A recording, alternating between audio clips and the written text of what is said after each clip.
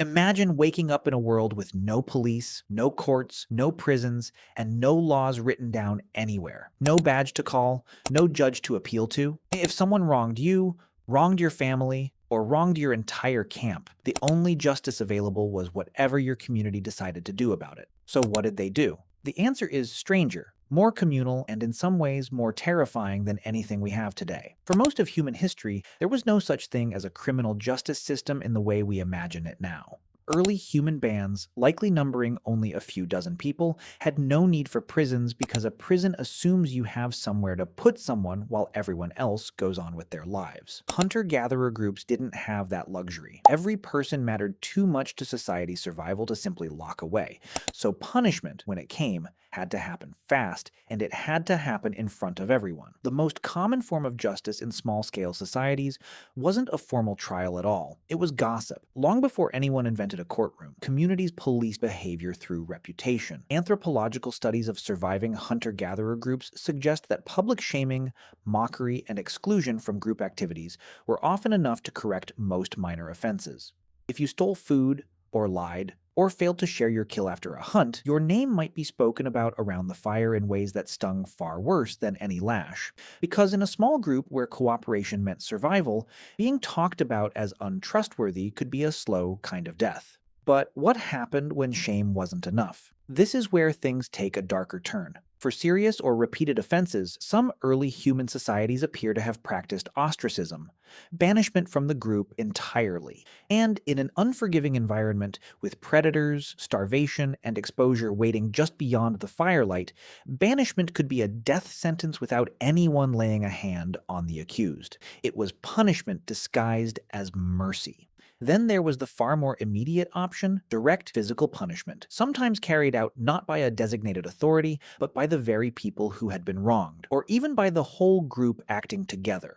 Researchers studying contemporary hunter-gatherer societies, like some groups in the Kalahari or the Amazon, have documented cases of collective violence used specifically to punish someone seen as dangerously selfish or repeatedly harmful, particularly those who hoarded resources or bullied others. It wasn't about revenge alone. It was about signaling loudly to everyone watching that certain behavior would not be tolerated if the group wanted to survive together.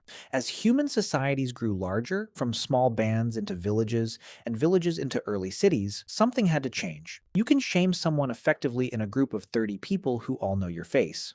But how do you enforce order in a settlement of 3,000 strangers? This is where the first formal punishments begin to appear in the archaeological and historical record, and they are almost shockingly specific. One of the oldest sets of written laws we know of, inscribed nearly 4,000 years ago in ancient Mesopotamia, laid out punishments with startling precision. Steal an ox, pay this many silver shekels. Cause someone to lose an eye, lose one of your own. This idea, punishment that mirrors the crime exactly, became known much later as the principle of an eye for an eye. But here's the twist most people never realize. This wasn't originally meant to encourage cruelty. It was meant to limit it. Before these laws existed, a stolen goat might spiral into a blood feud that lasted generations. Writing punishment down, making it proportional and predictable, was one of humanity's first attempts to stop revenge from spinning out of control. Ancient Egypt took a slightly different approach, one deeply tied to their beliefs about the afterlife. Egyptian punishment could be brutal: beatings, forced labor, mutilation for serious crimes. But for the wealthy and powerful, the harshest threat wasn't physical pain at all. It was the fear of being denied a proper burial, of having your name erased so you could never be remembered or continue into the next life. In a culture obsessed with eternity, social and spiritual erasure could feel more terrifying than death itself. In ancient Rome, punishment became a public spectacle in the most literal sense. Executions and physical punishments were sometimes carried out in front of massive crowds, not just to punish the offender, but to remind every single person watching what happened if they broke the rules of the state. Justice wasn't private. It was theater, designed to burn a lesson into collective memory. And this raises an uncomfortable question. Was ancient punishment really about justice at all, or was it about control? The deeper you look, the more it seems like punishment across nearly every ancient civilization served two purposes at once.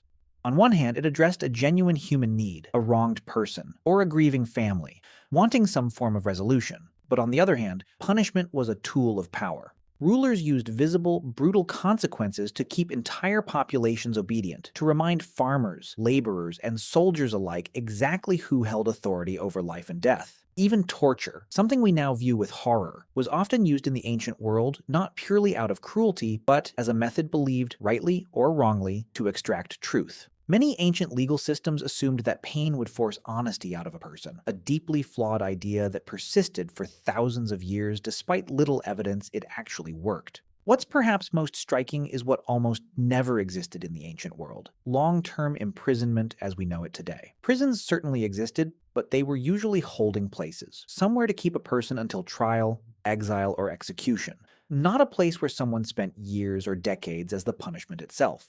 The idea of locking someone away for a long stretch of time as a corrective measure is, historically speaking, remarkably new.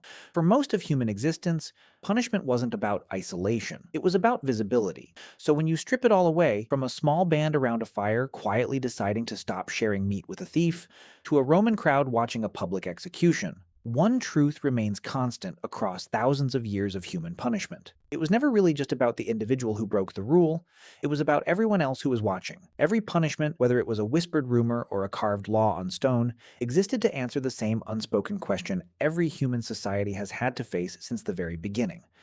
How do you convince thousands of individual people, each capable of selfishness, violence, and greed, to live together without tearing each other apart? And maybe that's the real reason punishment has always felt so personal, so charged, so impossible to look away from. Because in some strange way, it was never truly about the criminal at all. It was about the rest of us.